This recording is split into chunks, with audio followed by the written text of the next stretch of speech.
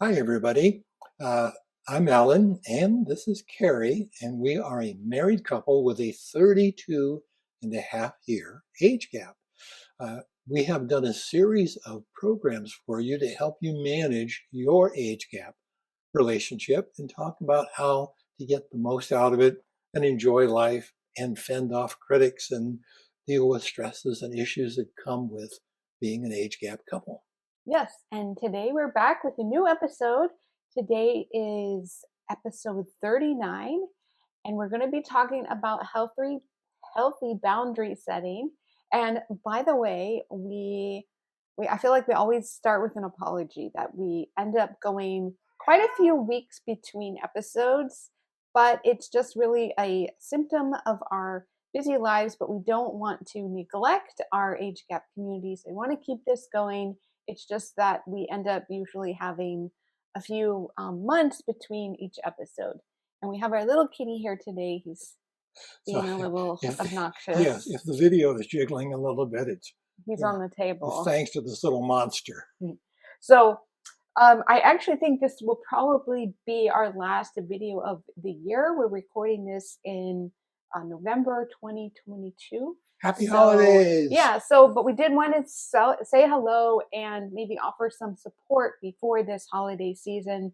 We know it can be a really stressful time for everyone, including people who are in age gap relationships, just because of family dynamics and I don't know, expectations, and it just ends up being really stressful. So we thought this topic of healthy boundary setting for age gap couples would be helpful. And we want to hear from you too. I think the most active social media place or just place in general to find us is in our private Facebook group, and it's called Age Gap Love Story Community, I believe. I always include a link in the description so you can find that there. And we have, I mean, we're up to several hundred members now in that group. I want to say maybe 500 or 600. And it's a really amazing group. Everybody in the group is in a serious relationship, age gap relationship, and it's just a really supportive and friendly place. And so I encourage you to join us there since we won't be doing a lot of videos probably over the next few months. Right. In fact, many of our topics and comments that we make are in response to questions or comments or situations that we hear from people in that group. And I think it's helpful for us to know what is of interest to you. And hopefully it's helpful to you so we can maybe help you talk out an issue. Yeah, exactly. I think this topic of boundary setting came out of a few different situations that have been discussed in the group. And it really comes down to, um, well, we're going to talk about it. We're going to talk about what are healthy boundaries. We're going to talk about why age gap couples and individuals in age gap relationships need healthy boundaries. We're going to talk about the holidays and why boundary setting can make the holidays less stressful, and then I'll share a few resources that I have come across that I think hopefully they've been helpful for me and hopefully they're helpful for you. Right. And I'd like to preface our discussion on this topic by saying most of these issues seem to arise from two basic areas for the age gap couple. I think the primary one is family reaction to the age gap relationship. And secondarily, although to a lesser degree, is the reaction of friends to the age gap couple. And I would also say the public, but why don't we cover that when we get to the next section? Okay. So let's just talk really briefly about what are healthy boundaries. I feel like it's kind of a hot topic that's become more talked about in the last few years. It's not something that I grew up learning about, but it's I've heard it talked about when I've been seeing a therapist. I'm not seeing a therapist now, but I have in the past, and I remember her specifically talking about boundaries and how they would be helpful. And then I felt like it became more popular on Instagram, and you just hear that term talked about more. But essentially, I looked it up yesterday. Boundaries help manage relationships and they preserve your own comfort level around topics and expectations. They're important in almost every situation where you can either be like an you could be too open if you don't have healthy boundaries. And then if your boundaries are too firm, then you end up being really closed off from relationships. So, what we want is like a healthy boundary, and you want to feel comfortable around other people without feeling too exposed. You don't want to feel threatened. Or, on the other hand, you don't want to feel lonely or detached. And there are lots of different types of boundaries. There can be like physical boundaries in terms of like how you let people, you know, touch you or be close to you, and intimacy boundaries. There's financial boundaries. There's just basic relationship and communication boundaries. I don't think we have to get too specific, but the boundaries are a thing, and I think they're important to talk about. So, as Alan mentioned, that age gap couples, you were mentioning it can be, as a couple, it can be important to have a boundary around our relationship when people maybe make comments about being in an age gap relationship, or they want to offer their opinion or criticism, that kind of thing. That's what you were talking about, right? Yes, and I think maybe to dig a little deeper um, internally, that is, between the couple themselves, very often the older of the two in the relationship is accused of, or there can be a difficulty with respect to being set in your ways when you're older. And I think we touched upon this in previous programs, but the bottom line is, if whether you're the younger person that's set in your ways or the older person, because if you live by yourself for a while, maybe as the younger person, you definitely have preferences. And certainly as you age, you develop preferences. But the bottom line is, like everything else in any relationship, age gap or otherwise, you have to learn to compromise. And so, that's a boundary that you may have to be very flexible on as far as the way you want things in your life to be able to negotiate a compromise. But moving on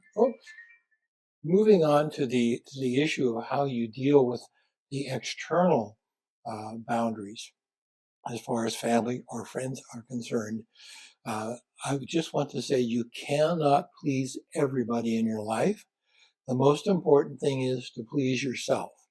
And the only person you have control of, and that's difficult enough, is yourself. You cannot control how other people think or how they feel. So if you have issues with family, often, as Carrie said, they come to a crescendo, to a focal point if you get together for family gatherings during the holidays. Everybody's a little stressed as it is, end of the year, gift giving, financial issues. And so it can be very difficult to have a family gathering if there's a sensitivity about your age gap relationship. So you need to plan around that and prepare for it, and know how to deal with it. Right. So, before we get to the holidays, I think just in general, it's important to remember, and this is what I think about so much now that I'm older, and Alan and I have been together for going on 25 years. Starting next year, will actually 2023 will be our 25th anniversary of meeting each other and being together as a couple. So I mean, we have certainly learned a lot of things together as a couple, but for instance, me individually, now looking back on when we first met, I was 20, how old was I? 23. So I was an adult. And that's like our rule, of course, is that any age gap relationship is, we're not here to judge as long as it's legal and everybody is, consenting to be in the relationship, and it's a positive, healthy relationship. We are very open and accepting of all types of relationships. But thinking back on it, when we first met, and I was already in my early 20s, and granted, you are still developing and learning and everything when you're in your early 20s, but you are an adult. I mean, once you hit 18 in the United States, you are considered an adult and it is your life. And so I see a lot of younger partners really fretting and being worried about how your family is going to react, especially your parents.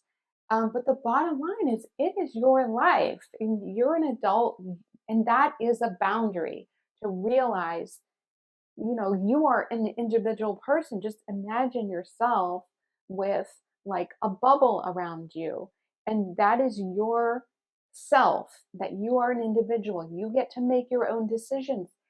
Even if you make a mistake, that's your decision, and you're going to learn from your mistakes, hopefully. But I just think like that's a really good example of how to think. It's just like you're an adult, and that is your own boundary of being an individual.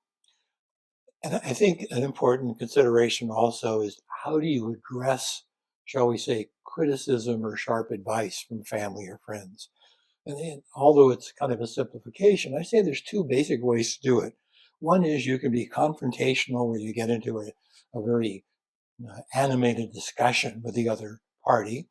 Or another way you can address it is to be conciliatory and say, oh, you have some good points. Let me think about it. You might be right.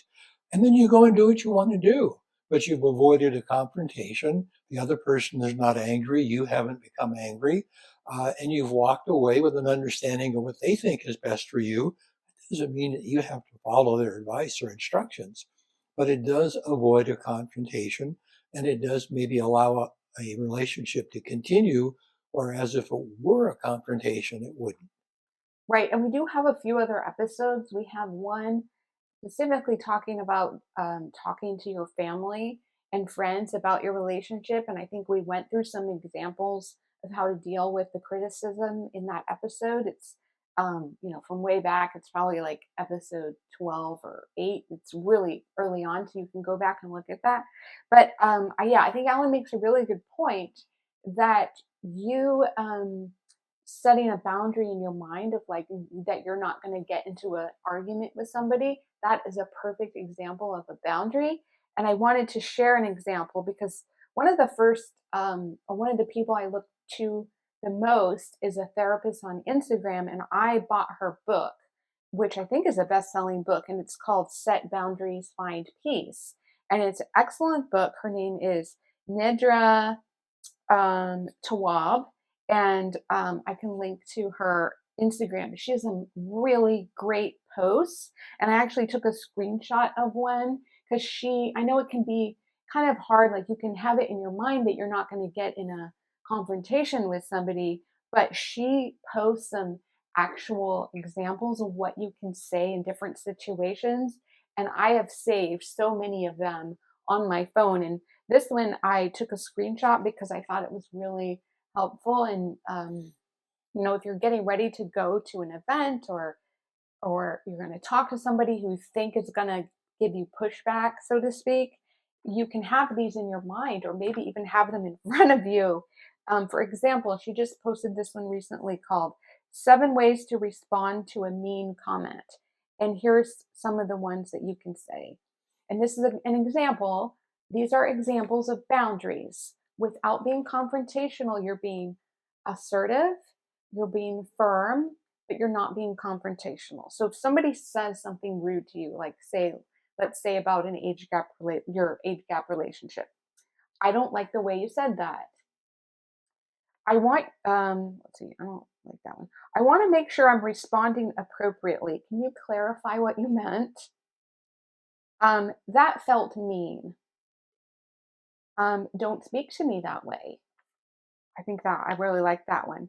That sounds loaded. Is there something deeper we need to discuss? And then I like this one. Is there a different way of phrasing what you said? Because it sounded mean. Let's try it again. So these are a little bit, I would say these are assertive, but she has a lot of other examples, especially like when dealing with parents. But I would really encourage you to look at her Instagram account, or get her book. I think she has a follow-up book, which is a workbook, which I'm sure is amazing. Um, so she's one of my favorite experts on boundaries. Right. And I just want to point out that oftentimes people that care for you, uh, there are two ways to look at what they say. One is they really have your best interest at heart and they're concerned. And I think you should understand that. But the other thing is that often people say things because they do have a hidden agenda and they're mean. They may be jealous or envious or something is there that is not a positive, constructive comment. So it's difficult sometimes to pick out the two. But for people that really are looking out for your well-being and are asking you to be cautious, maybe in a relationship, you have to be courteous and responsive and pleasant without responding in a mean way yourself. Right. And in that situation, like this one that says, I want to make sure I'm responding appropriately. Can you clarify what you meant? I think that is a healthy um, way. If you think somebody has good intentions, but it didn't come across, like it rubbed you the wrong way. So rather than you getting upset, maybe asking them to clarify what they meant, and then maybe they'll realize that they were too harsh or they were inappropriate. Because Um, everything in life is not black and white, as I'm sure you know. There's a lot of gray areas. And so you just want to make sure you don't make something that's a gray or something that's white into black. And just try to roll with the punches and be adaptive. Right, but I do think it's helpful to have these prompts so you know what is a healthy response. And even let's say you're in a holiday environment. That's not really the place to get into a deep conversation. You can simply, if somebody asks you, how's your boyfriend, and you're not ready to talk about it, or I don't know, somebody asks you something, like how's your relationship going, or something, then you could simply say, I don't want to talk about that right now. And that is a perfectly neutral, um, assertive way of moving the conversation to a different direction. Or pass me the mashed potatoes. Okay. So, yeah, let's just talk briefly about um, holidays and some healthy boundaries around holidays. And we did mention that, I mean, just in general, for everybody, whether you're age gap or not, holidays are stressful. It's just for whatever reason they are. Um, I think as Alan and I have been together over the years, we used to fall into the trap of feeling like we had to spend time with family when we didn't really want to. And I'm talking mostly about my family, not so much your family, but doing things that we didn't want to do. And over the years, we've realized, first of all, we don't like traveling during the holidays. That's a huge source of stress. So we just decided we're going to be at home for the holidays. And that made it so much better. We also, for us, we decided not to do gifts. That was a huge stress reliever not to have that pressure, Gifts or cards. right? It's such a waste of time and money. Well, Alan, In our, that's our point of view, everybody's you have your point of opinion. view. Obviously, you may love it. We have friends that just go insane with But gift giving. that's the point, is do what you want to do, Right. not what the expectations are for you to do. And then also, so the boundaries that Alan and I have set for our relationship and the holidays is that we choose how we spend our time, who we spend our time with, and what we want our holiday environment to be. Alan and I really value um, peace and quiet and Privacy. routine, um, feeling cozy at home. We don't want to be in a hotel room. We don't want to be on a busy freeway. We want to be home. And so that is the boundary that we set. Do certain members of our family not like that in the past? Yes, but over time, I think they just came to accept it. That So this, we see them at other times. yeah, right. Um, and so that feels very empowering for us. And I want to encourage you, now before we get really into it, depending on when you're watching this, to really visualize how you would like your holiday time to be. It's about, a 6 to 8 week time. So visualize it and communicate with your partner. Hopefully, you'll be in agreement where you can come to some kind of mutual decision about what you're going to do together, and make a plan and stick to it. I also wanted to mention, in addition to the Nedra Tawwab therapist, who I adore on Instagram in her book, I recently discovered a podcast, and it may not apply to everybody, but it's called the Narcissistic Trauma Recovery Podcast, and I just wanted to mention that um, people like me who grew up in a family where there was some narcissism, um, or let's say, Not on your part. right, I grew up in an environment where my caregivers had narcissistic traits, let's put it that way. And I think it's more common than we realize. And so I have learned, and also people like me, and maybe you, who grew up in that type of environment, we were not taught to have healthy boundaries, because boundaries are not respected by people who are narcissists or who have traits of being narcissists. And we don't have to go into all of that. I think if you are from that type of situation, whether your parents or maybe a previous marriage, hopefully not a current marriage or relationship, you will know what that feels like. And I would just want to mention that podcast because I found it really, really helpful. And I think it's good to educate yourself and feel kind of empowered in that you're not alone when you get into environments where boundaries aren't respected, and you need to learn to set boundaries. Want to say anything else? Goodbye. No, I really don't have So anything odd. intelligent to add. That's never stopped me before, but I don't really think I can add anything at this moment. Okay, well, we hope this was helpful.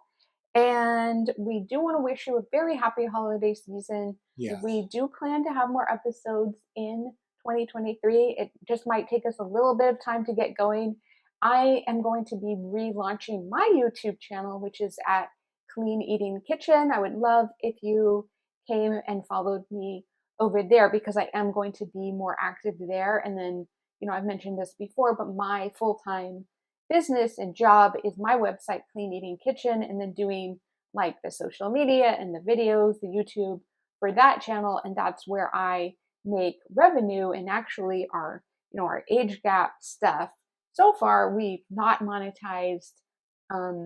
It's just mainly been because we really enjoy connecting with you, and we want to offer support and do all the things for the age gap community, because of course we want to support other couples and share what we've learned and stuff like that.